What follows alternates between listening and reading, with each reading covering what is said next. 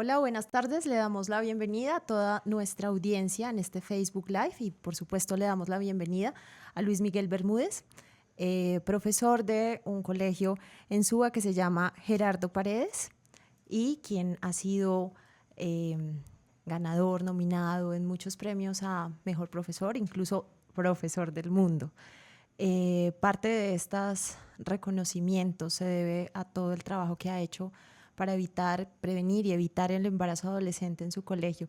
Luis Miguel, cuéntenos hoy aquí para Semana de Educación y Semana eh, un poco cómo nace esta historia. Usted lleva 7 años trabajando en el colegio, si no me equivoco. ¿Desde hace cuánto comenzó este programa o este trabajo de concientización de currículo de educación sexual? Primero que todo, pues un saludo para todas y todos. Pues mira, ya ahorita en agosto voy a cumplir 5 años de estar en la institución. No mentiras, más, claro, ya voy a cumplir 8 años de estar en la institución y 5 años de haber empezado con el proyecto para la ciudadanía sexual y la reducción del embarazo temprano. Mira, esto precisamente surge como una iniciativa de un cuerpo docente para solucionar una problemática que estaba haciendo que nuestros estudiantes desertaran. La segunda causa de deserción era el embarazo temprano. Y nos dimos cuenta que combatiendo que había una relación directa con las violencias de género y el embarazo adolescente. Y ahí fue cuando nos dimos cuenta que la educación efectivamente tenía un papel muy importante. Siempre se nos había dicho el papel de la educación, pero generalmente siempre trabajaba salud por un lado, educación por otra parte, y no se sabía a ciencia cierta cuál era el papel de cada quien en su compromiso de la reducción del embarazo temprano. Creo que con esta iniciativa nos damos cuenta que al estar el foco en las violencias de género, el centro de la solución está la educación. Y efectivamente fue lo que nosotros hicimos, un currículo basado para eliminar o al menos contrarrestar las violencias de género que se encontraban en nuestra institución.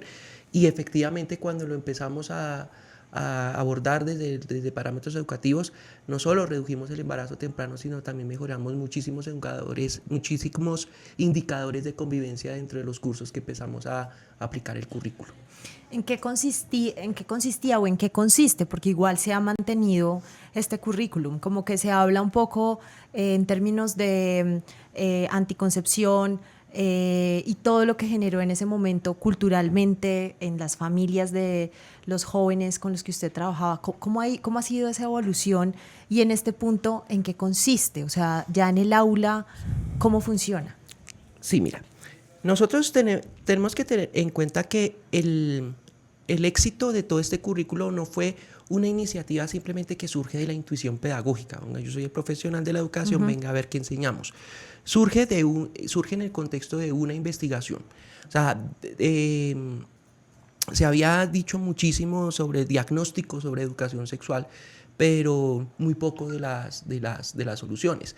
Al estar la investigación liderada por docentes, cuando surgen los diagnósticos y los resultados, efectivamente ese investigador va a seguir en esa institución generando soluciones. Esa es quizás la principal virtud que se tiene cuando el docente empieza a solucionar estos problemas de su contexto educativo.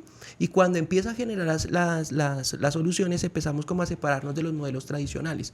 Cuando nosotros lo empezamos a implementar en el Gerardo Paredes, entendíamos que todo el devenir de esa investigación nos daba pautas de cómo teníamos que construirlo.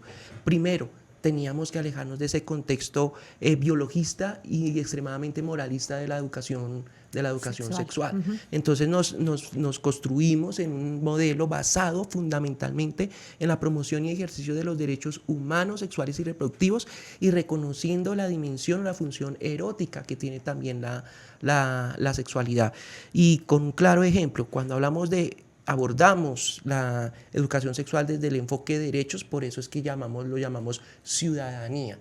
Y cuando hablamos de ciudadanía sexual es hacerle entender a todos y a todas que educación sexual no se debe limitar al mero hecho de la genitalidad, sino porque ahí empiezan los prejuicios, sino que la sexualidad abarca todas las dimensiones de la vida humana y que eso se debe reflejar en un currículo cualquiera que se implante en una institución educativa. Entonces, ese enfoque más desde los derechos humanos, menos prevención y menos ese eje biologicista y moralista fue fundamental, y siempre reconocer que el centro debe estar el estudiante, reconocer que dejarlo hablar, dejarlo que él construya el currículo con nosotros, porque pues al fin y al cabo muchísimo tiempo se había construido para favorecer la concepción adulta. Y en ese sentido pues omitíamos precisamente al estudiante como centro, y cuando nosotros nos reconocimos eso, construimos ese currículo con los estudiantes, y efectivamente ellos son los que nos dan las claves para que el currículo sea exitoso. Entonces, en ese sentido es fundamental quitarse el tabú y quitarse el prejuicio. Ahora pues que usted menciona el tema de tabú, de ciudadanía, estamos a puertas pues de que entre un nuevo presidente, donde claramente pues tanto él como las personas que están a su alrededor han sido muy conservadoras en el tema de educación sexual, en el tema del enfoque de género. ¿Cómo usted ve, pues, cómo ve el tema, cómo ve esto, y sobre todo, cuáles son como esos retos tan grandes que tenemos? O sea, cómo bajar o cómo seguir bajando esa cifra de embarazos adolescentes sin entrar en lo que hasta ahora hemos seguido o lo hemos hecho, y es como desde hay que abstenerse, está mal, el tema cultural, el tema religioso. ¿Cómo ve? ¿Qué cree usted que va a pasar en este nuevo gobierno, y sobre todo cuáles son sus planteamientos también de solución, ¿no?, frente a estos retos tan grandes?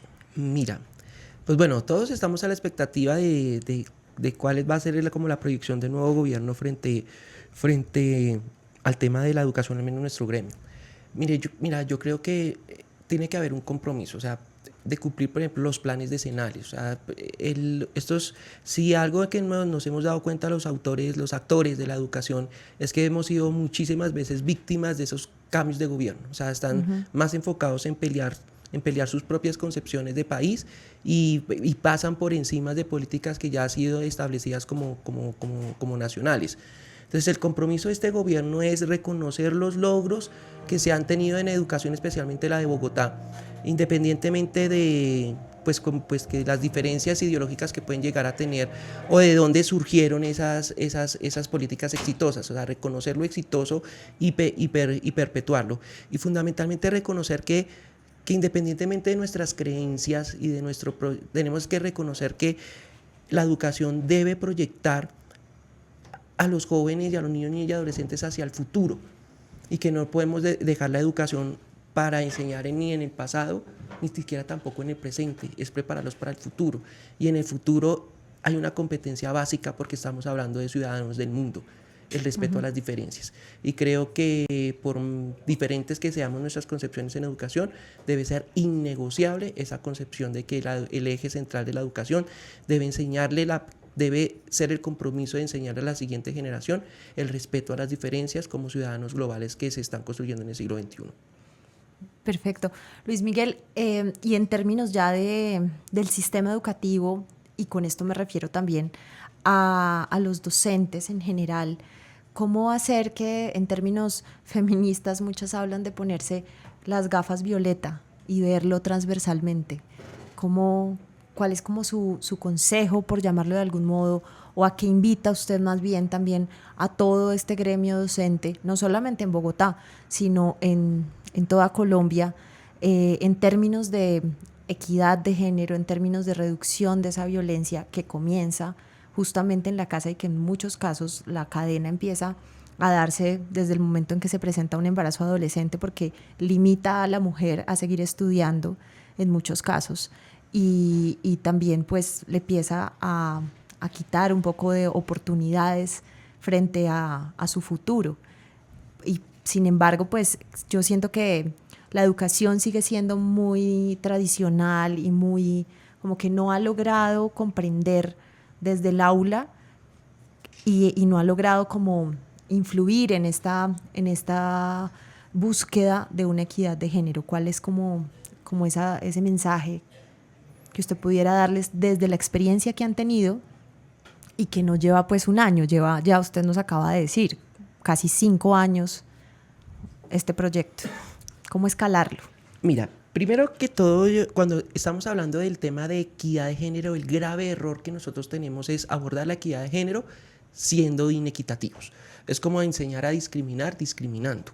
Y es que, por ejemplo, cuando hablamos de equidad de género, pero que la concebimos como pongámonos los lentes rosas o los lentes violentas, ahí empezamos a tener el problema, porque estamos viendo que cuando abordamos de esa manera, generalmente el grupo de varones es como otra vez el tema de mujeres. Incluso hay una división entre las mismas mujeres, y otra vez el tema de ciertas mujeres, las feministas.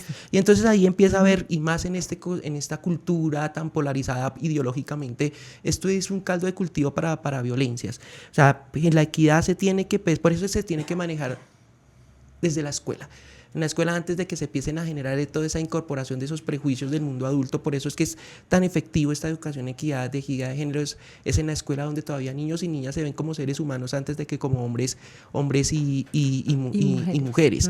Entonces, primero que todo es eso, no hablar de que hay lentes para mujeres y lentes de hombres, sino hacerle entender que el discurso de la equidad de género nos favorece a todos y a todas.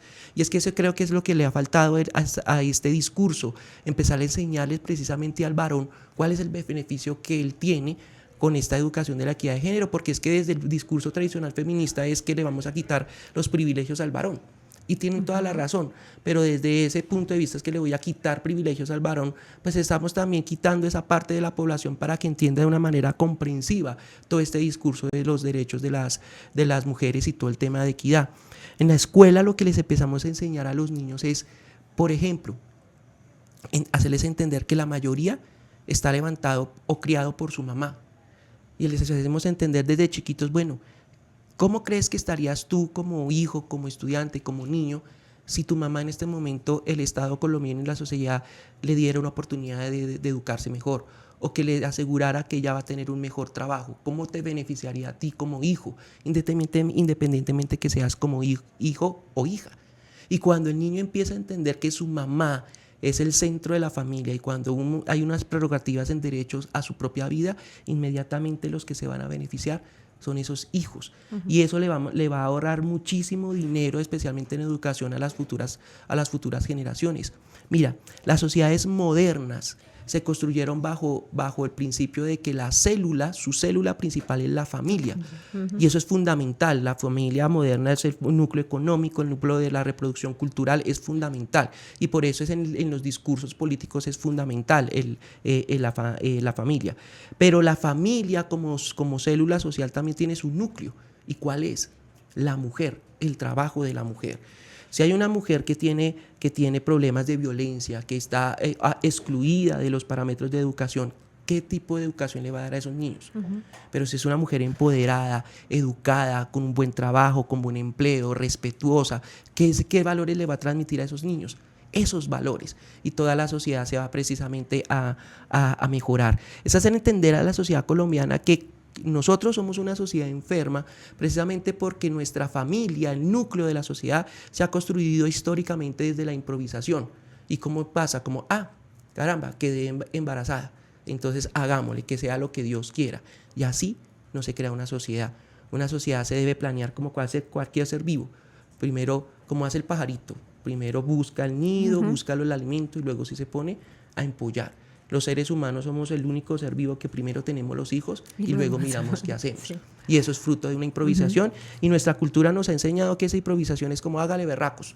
Somos berracos, ustedes son mujeres berracas, echado para adelante. Y lo que estamos generando son familias construidas desde la improvisación, y eso da precisamente una sociedad construida también desde la improvisación. Y por eso ahí es muy importante hacerle entender a la sociedad y a los hombres que educar en la equidad de género nos favorece a todos y a todas como sociedad. Ese enfoque me parece genial, y me parece que tal vez es lo que también ha hecho un poco de falta, porque justamente en algo que leía tal vez en otra entrevista que le hicieron, pero me encantaría volverlo a poner aquí, es justamente cuando usted empieza su investigación y empieza a ver cómo, por llamarlo de algún modo, le hacían bullying o matoneaban a un niño tratándolo de gay, y luego resulta que por quitarse ese prejuicio, entonces a los pocos años embaraza a otra niña. Me parece que quisiera pues como que ahondáramos un poco más en ese tema del machismo, y en ese tema también de cómo cuando hablamos de equidad o cuando hablamos de género se nos ha olvidado hablar también del hombre y nos hemos concentrado única y exclusivamente en los derechos de la mujer.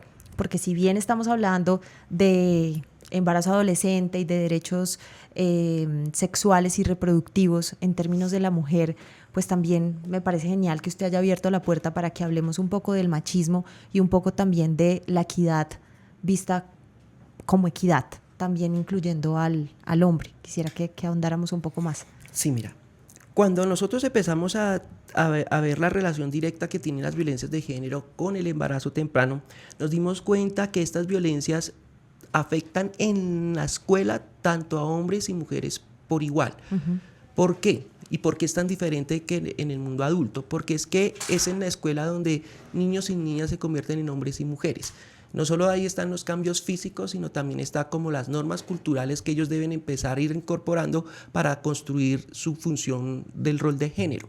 Entonces, la cuestión es que descubrimos que la forma en cómo esos niños y niñas aprenden a ser los hombres y mujeres que esta sociedad quiere se hace a partir de lo que llamamos violencias de género. Y entendemos así que las violencias de género tienen una función social dentro de la escuela. Y es precisamente asegurarse que estos cuerpos que están creciendo asuman culturalmente los roles hegemónicos de género que se han establecido como aceptados dentro de la sociedad. Entonces el hombre debe ser el fuerte, el alto, la mujer la sumisa, la débil, el hombre debe ser el fuerte, la mujer la bella, el hombre inteligente, la mujer debe dar cuidado más en el cuerpo, el hombre es de la calle, la mujer es del hogar. Entonces está toda esa construcción. Y la forma en cómo empezamos en la adolescencia a asumir esos roles de género es a partir de las violencias de género. ¿Cómo? Cada quien uno va adquiriendo su propio desarrollo de la personalidad, o al menos eso se busca, pero resulta que eso no es tan cierto. Cuando, por ejemplo, en la adolescencia o en la infancia hay una niña que empieza a construir su feminidad por fuera de los parámetros, el machismo es la violencia de género que va a estar sobre su propio cuerpo para volverla a encasillar. Entonces cuando le dijimos a la niña, quítate ese labial, eso no es de una señorita, peínate, las niñas deben estar peinadas, mira, cruza la pierna, una mujer se debe sentar de tal manera, mira, es que una señorita debe ser tales y formas, y entonces en eso está primar un solo modelo de feminidad que le pasa a todas las demás niñas que se salen de este estereotipo. Pues es la discriminación, la ofensa, la exclusión. ¿Y cómo entonces se asegura que las mujeres traten de lo más que puedas asumirse a ese modelo? Con la violencia. Violencia de género, especialmente el machismo, entendido eso, que es hacerle entender a las niñas que las cosas de los hombres son mejores que las de femeninas y que encarnadas en un cuerpo femenino sería un problema. Las mujeres no juegan fútbol, por ejemplo. Y en los varones también pasa lo mismo, porque ellos también están adquiriendo ese rol de género. Pero en nosotros los varones, la violencia de género se expresa en la homofobia. Entonces vamos adquiriendo, entonces está el hombre fuerte que le gusta el partido de fútbol, claro, pero ¿qué pasa con el niño, el adolescente que no le gusta el fútbol, que de pronto llegó a los 16 años y no tiene novia, que no, por ejemplo, no ha llegado a cierta edad y no tiene relaciones sexuales? Entonces él empieza a recaer la homofobia como el control de su cuerpo y de su sexualidad. Oiga, ¿qué pasa? ¿Por qué no le gusta el fútbol? ¿Por qué no? Entonces es así como a la niña todo le invoca su virtud sexual en el hombre, todo se tiene que ver con su hombría. Entonces el hombre que se sale de ese estereotipo, entonces llega la homofobia y ay, severa flor, pártete rondalla, dile eso a un adolescente y verá que él va a asumir toda su personalidad al modelo hegemónico de macho que exige, porque si se sale de ese estereotipo, la homofobia va a ser como el pago de salirse de ese encasillamiento. Entonces, entender que esas violencias de género tienen una función social y, por ejemplo, en el hombre lo busca construir en ese hombre machista que todo el mundo dice que es el modelo que hay que deconstruir, pero todo el mundo defiende. Entonces, eso pasa con los varones. Y este es un solo ejemplo de lo que pasó con este niño, de que por jugar un juego de niñas en sexto de bachillerato, en primero de bachillerato, le implicó ganarse la fama de que era gay, el gay del curso, cuando él no lo era, ¿sí? Y duró desde sexto, séptimo y octavo tratándose de quitar esa etiqueta, y lo hizo a partir de violencia porque pues si a mí toda la vida están discriminándome, o me dejo o me defiendo. Entonces siempre estar a la defensiva te hace una persona violenta. Y a nosotros los hombres, por estar en lo público, siempre tenemos que estar a la defensiva. Y por eso es una parte de la construcción de la masculinidad de ser violentos. Porque me toca ser violento para que mi compañero no me usa, ni a mi novia. Me toca ser violento porque no ve que yo soy el que tengo que pelear por los recursos para que lleve a la casa. Tengo que ser violento porque no ve que el compañero del trabajo quiere ir por el mío. Tengo que ser violento porque tengo que defender a mis hijos, tengo que defender mi hogar. O sea, como ese rol de defensa del hombre lo hace que precisamente se construya violentamente. Y eso se ve en la adolescencia. Y este niño, por ejemplo, imagínate desde la adolescencia o los 11 años, sufriendo violencia de género y hostigamiento por orientación sexual, cuando no había cumplido los 12. Imagínate eso, ¿qué implica en un niño de esa edad? Pues precisamente él no le va a importar estudiar, todo su daño lectivo era tratándose de quitar esa etiqueta y la hizo con sexo y con violencia, y el resultado fue que cuando llegó a octavo dejó embarazada a su novia, y efectivamente le funcionó, porque cuando dejó embarazada a la niña, claro, ya era el más, era el más, sí. ya no, nadie más lo volvió a cuestionar su sexualidad. Pero entre otras dinámicas, ¿ya para qué? Porque es que eso no solo le pasó a ese niño, le pasa a la mayoría de varones. Así como, por ejemplo, a ciertas mujeres cuando llegan a cierta edad y no deciden no tener hijos o no casarse, es como, ¿y qué pasa contigo? ¿Qué pasa con tu vida? ¿Y cuándo vas a tener tu hijo? ¿Sí? Entonces, ¿qué pasa? Entonces hay un montón de cuestionamientos. Y lo mismo pasa con el varón cuando llega a cierta edad y no tiene ni esposa ni hijos. Oye, ¿y tú cuándo vas a tener hijos? Oye, ¿pero por qué? Entonces, todos esos cuestionamientos están disfrazados de discriminación. Hay discriminación detrás de esos cuestionamientos, y eso es lo que ha obligado a muchos hombres y mujeres a formar hogar, así, simplemente como para cumplir un mandato social, y resulta que así no se construye las familias. Las familias y por ende la sociedad. Exactamente. Que fue justamente lo que estábamos conversando antes. Ahí quisiera porque entonces se vuelve a abrir como todo el reto en términos de educación y en términos del salón de clase, o sea, desde la escuela, desde el colegio, es fundamental que se empiece a educar de una manera distinta, tal vez porque yo creo que como se está haciendo en este momento no ha dado los resultados, y las cifras lo demuestran. 1 de cada 3 niñas antes de los 19 años es mamá, las cifras de deserción son altísimas. ¿Cuál sería como si yo le preguntara a usted, Luis Miguel, una receta?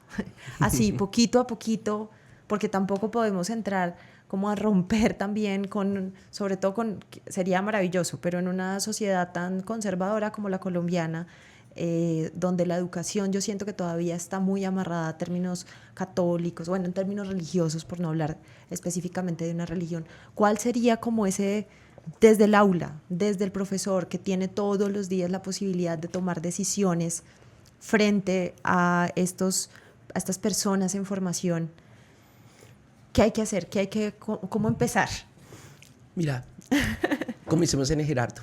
Todo el mundo dice, pero caramba, y dele con su discurso las violencias de género, educar para evitar las violencias de género. Mira, primero que se entienda que es una violencia de género, porque todo el mundo cree que la violencia de género es que le pegamos a las mujeres. No, una violencia de género es esa violencia que va desde lo simbólico y psicológico hasta lo físico y la muerte, y que solo afecta a uno de los dos géneros en particular. O sea, la violencia puede ir desde el nivel más simple, que es la violencia simbólica o psicológica, hasta la parte más fuerte, que es la expresión que te quiten la vida. Esos son los niveles de la violencia. La violencia de género, entonces, es aquella que solo afecta a un género en particular. Yo siempre coloco este ejemplo. Si yo en este momento le digo a todos los hombres, ustedes son unos perros, unos perrazos, eso generalmente en nuestra cultura es un halago a nuestra masculinidad. Claro, somos los perrazos. Pero si yo le digo a las mujeres de esta cultura que ustedes son unas perras, la cosa va a ser distinta, la ecuación va a cambiar. Entonces para ustedes sí va a ser una ofensa. Entonces eso es una violencia de género psicológica que afecta exclusivamente a la mujer. A mí me dicen perro, no me afecta, pero ustedes les dicen perra y les afectan en todo lo que es su significado como ser mujeres. Y lo mismo pasa, si yo en ese momento le digo a las mujeres qué lindas están, vienen como unas flores. Sí, claro, somos lindas, hermosas, bellas. Pero si yo cojo y le digo a los varones, ay, mire tan lindas las flores como se vinieron hoy vestidas, hoy tan lindas, ¿sí? Eso va a ser violento para ellos. Entonces es una violencia de género psicológica pero en este ejemplo enfocada al varón.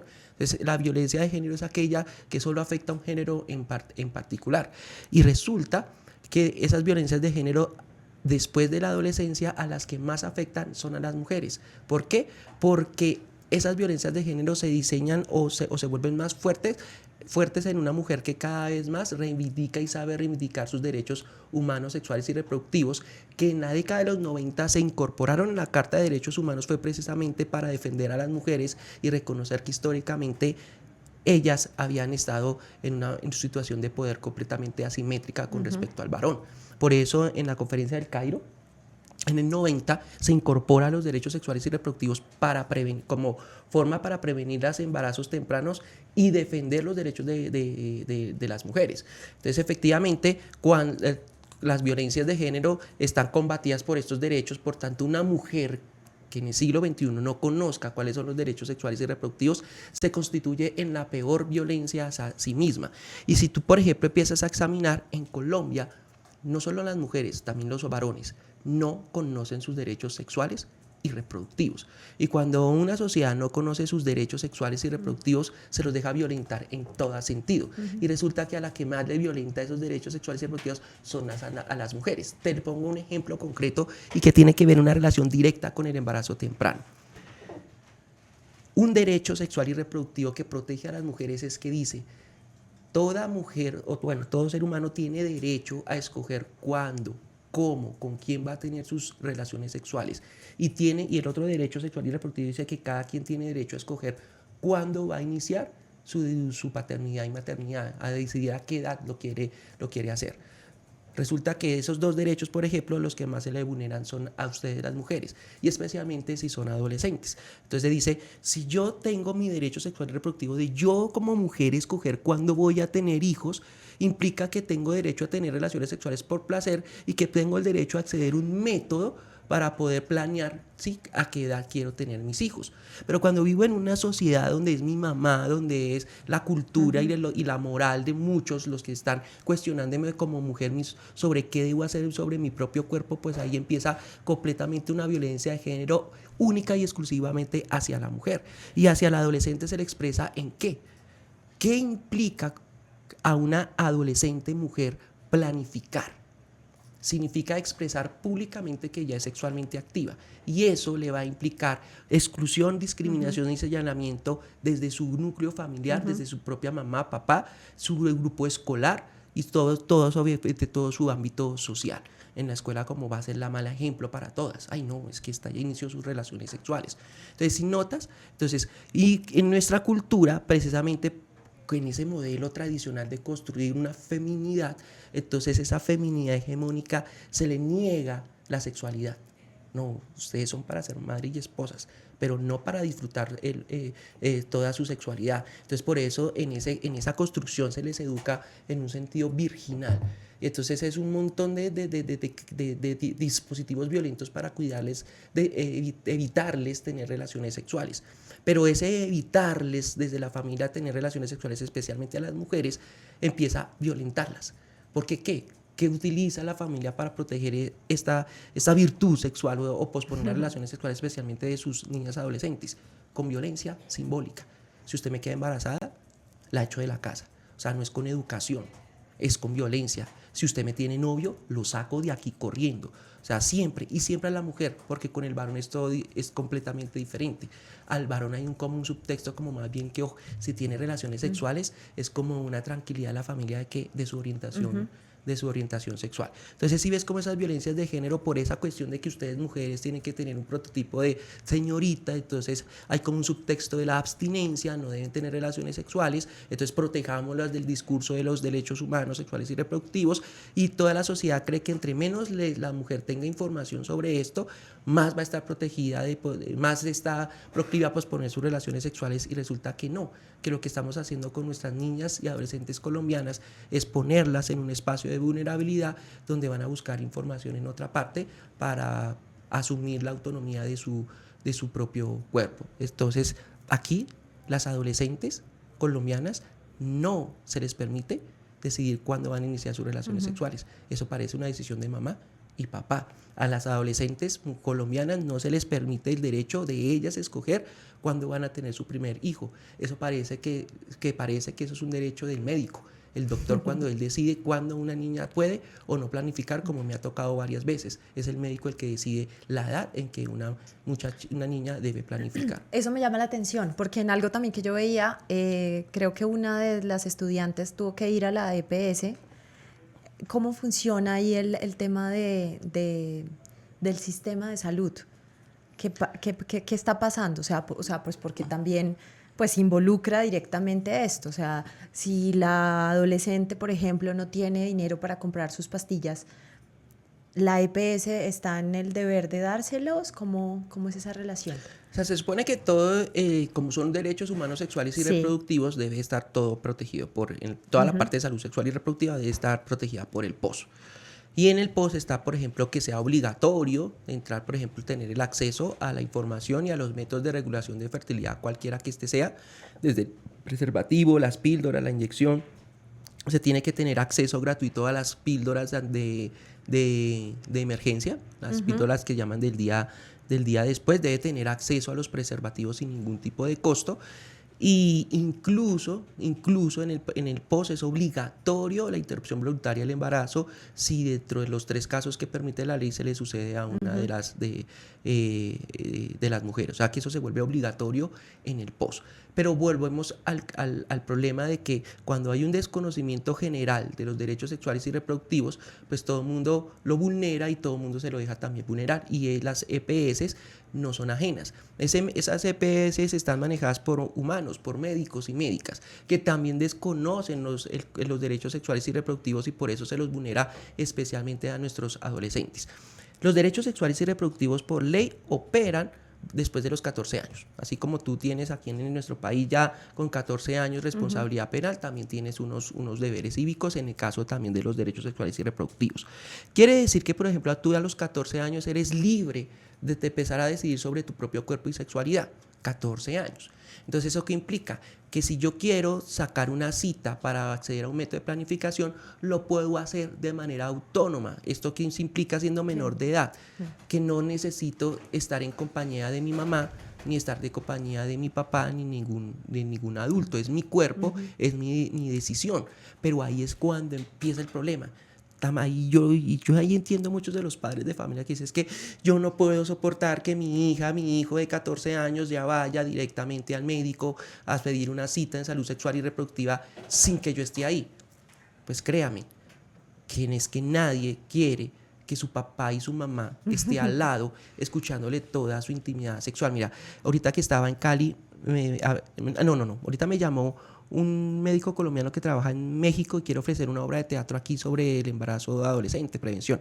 Me decía, es que es curioso, por ejemplo, cuando yo atiendo a las chicas adolescentes, les pregunto a ellas, bueno, para prevenir embarazos, ¿ya iniciaste tus relaciones sexuales? Y la que contesta es la mamá, no, ella no ha iniciado sus relaciones sexuales. O sea, es que si ves, es que es como una aprehensión al cuerpo de la adolescente, que eso lo que hace es que ellas no generen autonomía, ellas no empiecen a generar procesos donde vean su cuerpo como propio, que lo sepan gobernar, y por eso es que casi todas las decisiones de unas mujeres están muy supeditadas a lo que diga el varón, el esposo, el papá, ¿sí? Lo que diga el otro y no precisamente lo que digan las mujeres. Incluso cuando yo digo, yo tomo mis decisiones por mis hijos, eso también es una ausencia de autonomía, porque es que tú, antes de haber sido madre, también eres mujer.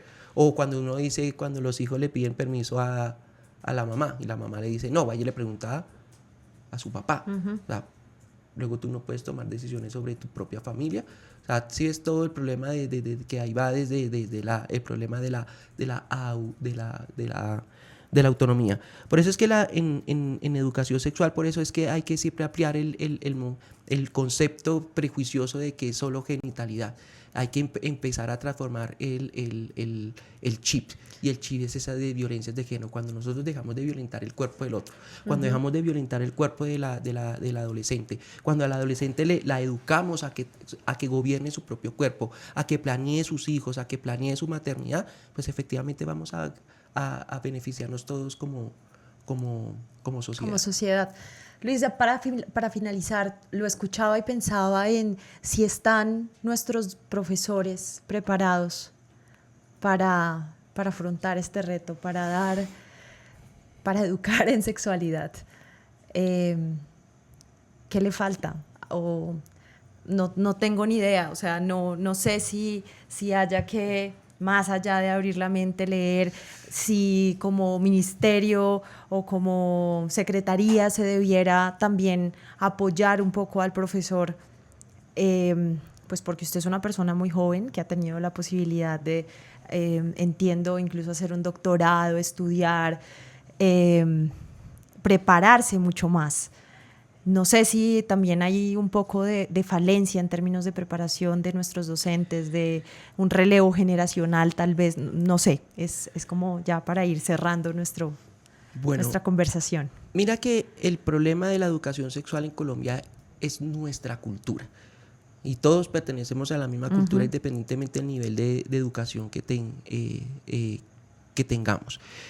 Mira, el problema que tenemos ahorita en Colombia es que todos adolecemos de un alfabetismo sexual. Es que es el problema. O sea, cuando decíamos, manden a sus hijos que hablen con los papás, ¿y qué van a hablar si es que los papás ni siquiera saben, ni siquiera incorporaron el uso del preservativo en su cotidianidad sexual como para que vengan para ellos es completamente ajeno? Entonces hay un alfabetismo sexual que nos tiene que poner a cuestionarnos como sociedad de que todos debemos formarnos en la materia. A mí me tocó. Y todavía todos los días me deconstruyen ciertas cosas. Es que ¿quién dijo que el profesor Luis Miguel Bermúdez se le acabó el machismo? Yo todos los días empiezo a descubrir cosas de machismo que yo todavía tengo y que es muy difícil de deconstruir, y me he dado cuenta que es muy difícil porque la sociedad me lo exige. Por ejemplo, cuando yo me bajo y no le doy la mano a una chica que está detrás, la sanción social es fuertísima, es que usted es poco caballeroso y nadie va a entender que es que detrás de eso yo no quiero reproducir el imaginario de que la mujer es débil. Sí.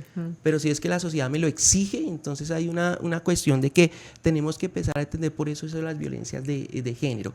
Y mi consejo, o lo que se debe hacer a nivel individual, o si se quiere poner el proyecto a nivel nacional, ya está construido. Ya está hecho, ya están las temáticas, ya las construimos nosotros. ¿De qué sirve? Ya está hecho, está toda la fórmula, está la receta perfecta, pero si tú no la quieres seguir a la pie de la letra porque no estás de acuerdo con la mezcla, porque hay cosas de tu vida que no estás de acuerdo, pues ¿de qué te sirve tener la fórmula si no la vas a aplicar? Y eso pasa con el currículo de educación sexual. Mira, nosotros somos excelentes en política pública de en educación sexual, somos los mejores de los mejores, pero cuando la vamos a aplicar y la vamos a decir, es como, sí, decimos sí, somos muy buenos, pero cuando la vamos a aplicar empiezan a primar nuestras vísceras y sentimientos y creencias, y terminamos enseñando nuestros prejuicios antes de lo que muestra la ciencia y la objetividad de un montón de personas que trabajaron. Un ejemplo, si tú, por ejemplo, eres el mejor educador y puedes tener doctorado, pero si tú, por ejemplo, como el médico que no atiende a la niña porque considera que está muy pequeñita para planificar, y si tú consideras que no, es que una niña después de los 14 años es que no puede, o sea, es que tiene que, o tú consideras que el valor supremo es que la relación sexual se haga en la legitimidad de un matrimonio, pues ¿para qué vas a tener un currículo basado en los derechos humanos sexuales y reproductivos si tú estás primando tu moral sobre el derecho de los demás? Entonces empezar a aplicar eso, o sea, yo siempre doy como consejo, cojamos ese currículo y empecemos a aplicarlos hacia nosotros mismos, o por ejemplo como padres. ¿Qué haría si en este momento mi hija de 14, 15 años me dice, papá, mamá, yo quiero empezar a planificar porque empecé a tener relaciones sexuales con mi novio? ¿Cómo vamos a reaccionar? ¿La vamos a echar de la casa? ¿La vamos a gritar? ¿La vamos a señalar? Entonces empezarnos a cuestionar, porque ¿cómo vamos a enseñar derechos humanos y sexuales y reproductivos cuando yo no se los respeto ni siquiera a mis propios hijos? O por ejemplo, ¿qué pasaría si yo le doy equidad de género a mis hijos, tanto hombres y mujeres, en una cosa tan sencilla de que si mi hijo varón de 15 años me pide que lo deje ir a la fiesta y yo hasta le doy plata para que vaya, y me llega mi hija de un año menor, un año mayor, y digo, no, porque usted es la señorita de la casa, se queda? Ahí hablamos de términos de equidad. Entonces, si ves que ahí hay unas negociaciones que tenemos que hacer también como cultura, entonces ese es siempre mi consejo.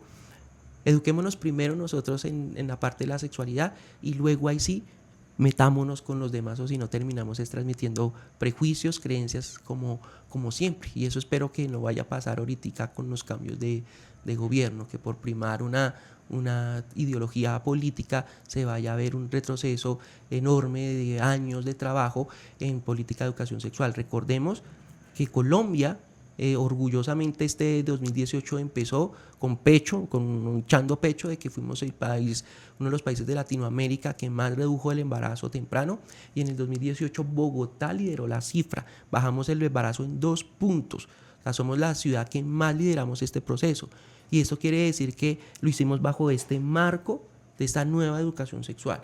Entonces, si se está dando excelentes resultados, es permitirle, decirle a este nuevo gobierno que los lea, los interprete y que generalmente más bien nos dé los apoyos para volverlo de una manera de política nacional, en vez de pronto generar procesos que puedan entorpecerlo, incluso en los colegios donde ya ha tenido muchísimo éxito como el nuestro. Luis Miguel, muchísimas gracias por estos minutos para Semana Educación y Revista Semana. Pues a ti muchísimas gracias, y a todos los que nos escucharon, volver a decir, yo diría, la lata no es lata sobre las violencias de género, pero créanme que es que cuando nosotros analizamos todo lo que hacemos, por ejemplo, con las niñas, en negarles el acceso al médico, empezarlas a criticar en su propio cuerpo, ellas van a ser nuestras futuras madres, esposas. O sea, una mujer violentada va a ser fruto de una sociedad que también va a ser igualmente violenta. Entonces, entiendan que eso de las violencias de género no es algo que solo atañe a las mujeres, sino a todos como sociedad.